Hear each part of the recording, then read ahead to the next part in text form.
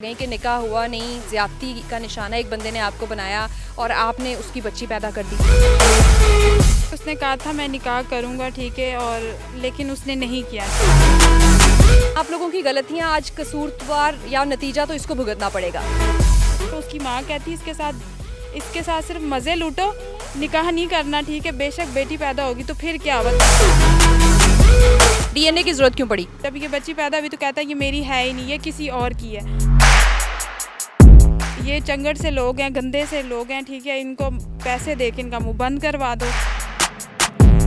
Neo digital के साथ मैं हूँ रूबा अरूज। नाज़रीन, आज की वीडियो में आपको एक और दिल दहला देने वाली कहानी बताएंगे जो कि हक़ाइक़ पर मबनी है, सच्चे वाक़े पर मबनी है। मेरे साथ इस वक्त जो खातून मौजूद हैं, दिन दहाड़े इन्हें गन पॉइंट पर ज़्यादती का निशाना बनाया गया इनके अपने मालिक की जानिब से, जिस घर में ये काम करती थी। और फिर एक मरतबा नहीं बल्कि बार बार ये सिलसिला चलता रहा। निकाह का झांसा दिया गया ताकि अपना मुँह बंद रखा जाए और फिर 2 से 3 साल तक ये सिलसिला चला और नतीजा ये निकला कि ये खातून अपनी नाजायज़ बच्ची के साथ यहाँ मौजूद हैं, दर बदर की ठोकरें खा रही हैं। इनका कोई घर नहीं है, खाने को कुछ नहीं है, पहनने को कुछ नहीं है और इस वक्त जो है वो ये बिल्कुल दर बदर हो चुकी हैं।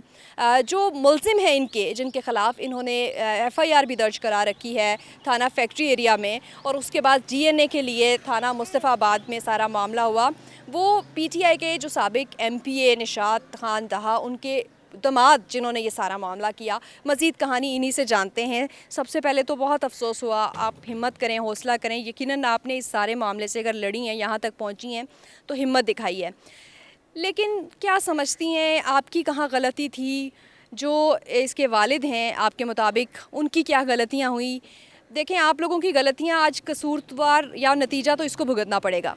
जी, मैं तो बस यही चाहती हूँ, ठीक है, कि जैसे कि उसने कहा था मैं निकाह करूँगा, ठीक है, और लेकिन उसने नहीं किया, ठीक है, और बच्ची को मैंने पैदा कर दिया, ठीक है। जब बच्ची पैदा हुई उसके बाद वो आया ही नहीं, ठीक है। निशात खान MNA साहब का दामाद हारून आसिफ, परवेज़ खान का बेटा हारून आसिफ, ठीक है। और जब ये बच्ची पैदा हो गई है तो अब हमें कहीं से भी इंसाफ नहीं मिल रहा, हम इंसाफ चाहते हैं। कितना अरसा मामला आप काम करती थी? कितना अरसा ये सारा मामला चला? आखिर आप कैसे झांसे में आ गई कि निकाह हुआ नहीं, ज़्यादती का निशाना एक बंदे ने आपको बनाया और आपने उसकी बच्ची पैदा कर दी?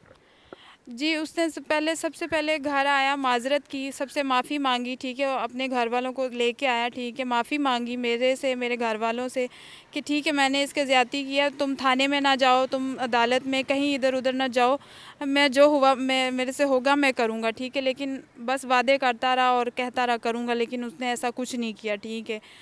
और मैंने भी ये सोच के चुप कर गई कि शायद ये करेगा, लेकिन उसने ऐसा कुछ नहीं किया, ठीक है। उल्टा मुझे ज़लील किया, बदनाम किया, ठीक है, और सड़कों पे रोने के लिए छोड़ दिया। अभी आपकी कोई बातचीत हुई है? कुछ कहीं पे कोई सेटलमेंट करने की कोशिश की गई हो? अदालत क्या कहती है? जो पुलिस वाले हैं वो क्या कहते हैं? FIR तो आपने दर्ज करा दी, उस पर कोई अमल दरामद हुआ है? जी, अभी तक तो कोई उसके ख़िलाफ़ कोई एक्शन नहीं हो रहा, ठीक है। पुलिस वाले थाना मुस्तफ़ाबाद धर्मपुरा वो कोई एक्शन नहीं ले रहे, ठीक है। जो पहली थी ASI इरम, वो रिश्वत मेरे सामने उन्होंने ली और लेके यहाँ तक कि DNA को भी इन्होंने इधर उधर करने की कोशिश की, लेकिन वो ना हो सका इनसे। फिर अब जो नए आए हैं उनसे भी दरख्वास्त की हुई है, लेकिन वो 1 मिनट मुझे बताएं कि DNA की ज़रूरत क्यों पड़ी? वो मानता था कि ये उसका बच्चा है और आपको निकाह का झांसा दिया था। फिर जब इसकी पैदाइश के बाद मुकर गया क्या कि ये बच्चा मेरा नहीं है? DNA की ज़रूरत क्यों पड़ी? जी, DNA की ज़रूरत इसलिए पड़ी, कहता है कि मतलब जब ये बच्ची पैदा हुई तो कहता है ये मेरी है ही नहीं, ये किसी और की है, ठीक है। लेकिन फिर अदालत ने, जज ने ऑर्डर दिए कि इसका DNA करवाओ, और जब DNA में हुआ तो कहता कि ये DNA मेरा मैच हो गया तो मैं जुर्मदार हूँ। लेकिन अब जुर्मदार साहब जो हैं वो अब किसी बात पे आ ही नहीं रहे, ठीक है। बीच में मैंने कॉम्प्रोमाइज़ करने की काफ़ी कोशिश की है उसके साथ कि आप, ठीक है, गलती हो जाती है लेकिन आप इस गलती को सुधार लें, लेकिन वो किसी बात पे आ ही नहीं रहा। आप ये बता रही थी कि हारून आसिफ के घर वाले, उसकी बीवी, उसकी बेटियां, उन सबको भी ये मालूम है? जी, उसकी बेटी फरवा, उसकी 2 बेटियां लाइबा, लिशबा, उन सबको ये पता है। उसका भाई मामून खान, उसको भी पता है, ठीक है। लेकिन वो कहते हैं, उसकी माँ कहती है इसके साथ सिर्फ मज़े लूटो, निकाह नहीं करना, ठीक है, बेशक बेटी पैदा होगी तो फिर क्या हुआ, तुम इतने अमीर आदमी हो, याश हो, ठीक है। ये चंगड़ से लोग हैं, गंदे से लोग हैं, ठीक है, इनको पैसे दे के इनका मुँह बंद करवा दो। लेकिन मैं अकेली होती तो चलो फिर भी मैं कुछ सोचती, लेकिन अब मैं अकेली नहीं हूँ। अब ये बच्ची, इसको इसको मैं आगे क्या तहफ़्फ़ुज़ दूँ, इसके लिए मैं क्या करूँ, ठीक है। उस उल्टा उसकी माँ, उसकी बेटी और सारे कहते हैं कि उल्टा इसको केस तो चलते रहेंगे, ठीक है, फांसी तो नहीं होगी, सिर्फ 2 मुश्किल से 6 महीने की सज़ा होगी, वो भी मुझे नहीं होगी। मैं पैसा लगाऊंगा, जज को भी ख़रीद लूँगा, पुलिस तो वैसे मैंने ख़रीदी हुई है, कहीं से भी तो मैं कुछ हासिल नहीं होगा, उल्टा तो मैं ज़लील होगी। ठीक है। अच्छा, आप हमारे जो इंसाफ के इदारे हैं उनको क्या पैगाम देना चाहती हैं? कि मुझे कुछ नहीं चाहिए, ठीक है, मुझे उससे कोई लालच नहीं है, मुझे सिर्फ इस बच्ची का तहफ़्फ़ुज़ चाहिए। जी बिल्कुल, ये हमारे साथ खातून मौजूद थी और इनका मसला जो है वो यकीनन संगीन है, लेकिन सवाल उठता है हमारे इंसाफ के निज़ाम पर, हमारे पुलिस के सिस्टम पे कि एक खातून अपनी बच्ची के साथ दर की ठोकरें खा रही है, एफआईआर दर्ज है, लेकिन मुलजिम जो है वो दंदनाता फिर रहा है। तो इसका ज़िम्मेदार आखिर कौन होगा? आप कमेंट सेक्शन में बताइएगा।